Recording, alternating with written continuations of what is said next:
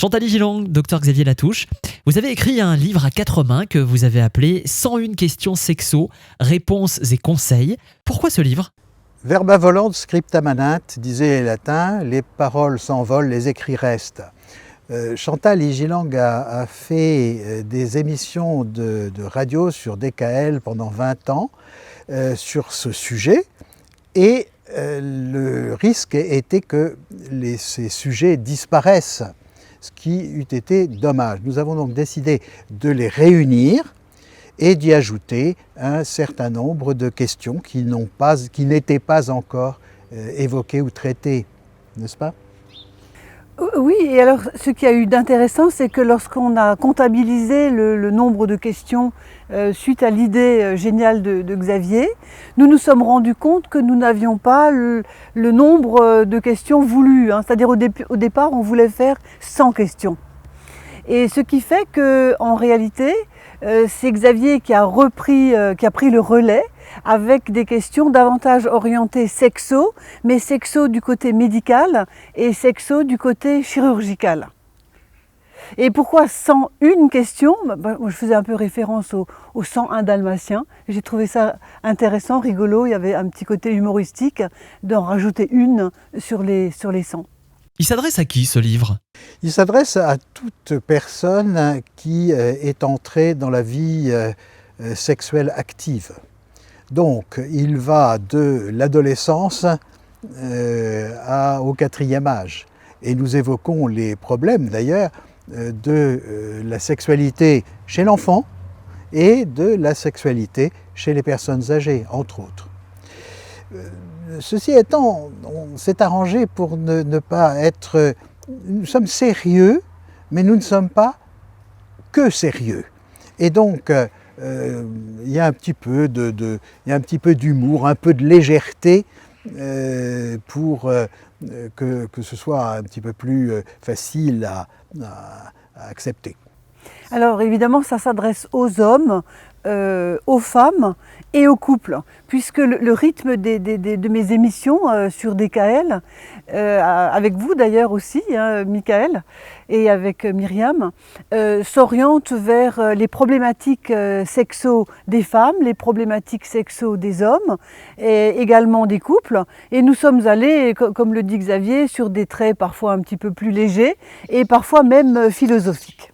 Alors, 101 questions, 101 réponses, on imagine que ça fait quand même pas mal de choses à dire. C'est un gros livre ?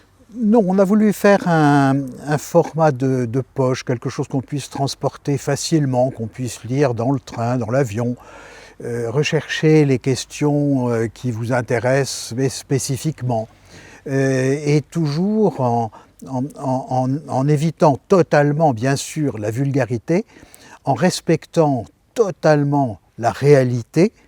Autrement dit, on a décidé d'appeler un chat un chat. Très bien. Quelques exemples peut-être de questions un peu croustillantes qu'on aborde dans le livre ? Alors bon, au niveau des questions un peu classiques, avant croustillantes, la numéro 1 du livre, la question numéro 1, c'est « Qu'est-ce que c'est qu'un sexologue ?» Parce que ça nous avait semblé intéressant de bien définir la profession et d'expliquer aux gens pour quelles raisons on peut consulter un sexologue, quelles sont les questions, justement les conseils auxquels le sexologue peut répondre. Ça, c'est la question numéro 1. Et après, nous avons d'autres questions. Alors, on a des questions plus légères. Oui. Vous savez que pendant tout le 19e siècle et une partie du 20e siècle, on a fait croire aux garçons que la masturbation rendait sourd. Donc, on a voulu répondre à cette question, la masturbation rend-elle sourd ? Et, ou d'autres questions telles que y a-t-il un os dans le pénis ? Voilà. Mais tout cela, malgré la légèreté, ce sont des questions sérieuses. Et on donne des réponses sérieuses.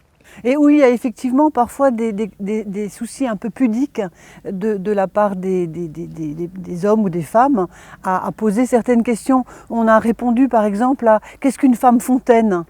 Alors beaucoup d'hommes ont un fantasme d'avoir une femme fontaine et beaucoup de femmes qui sont peut-être dans ce cas-là sont un petit peu gênées d'avoir autant d'émissions de liquide pendant leur sexualité.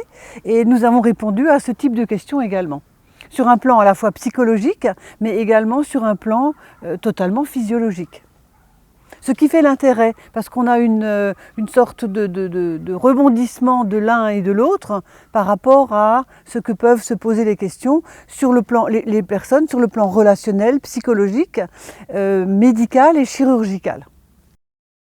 En fin de compte, on a écrit les réponses et les conseils.